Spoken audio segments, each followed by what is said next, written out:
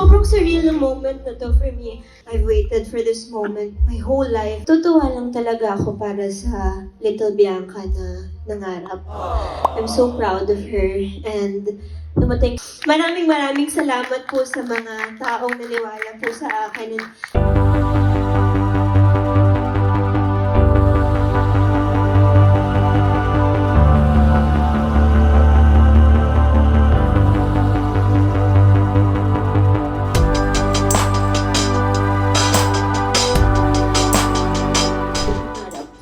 Um,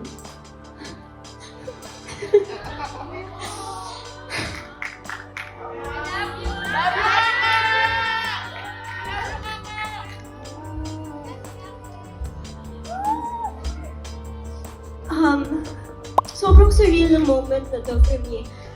Sir MJ, parang I've waited for this moment my whole life ever since bata pa lang ako. Syempre, I've always grown up watching Star Cinema movies and of course, seeing our very own trailer. Grabe, apaka rewarding and siguro, I don't know, parang natutuwa lang talaga ako para sa little Bianca na nangarap.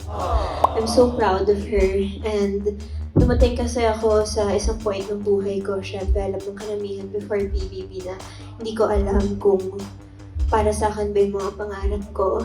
So, to that old version of Bianca, mag-antay ka lang. Darating ka rin siya. So, maraming salamat po sa mga taong naniwala po sa akin in those times wherein I really doubted myself.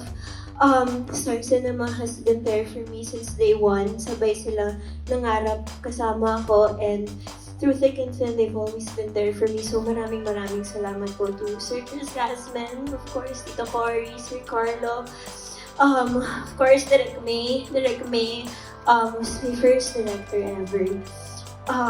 Now we're here, we're gonna have our first movie. And of course, thank you so much to GMA. Thank you to Regal. I know na bago lang po ako sa inyo and wala pa po akong napapatunayan. But thank you for giving me a chance to do this. Thank you for giving me a chance to share my craft with you. It was such an honor and maraming salamat po. Parang tapos na yung press ko eh.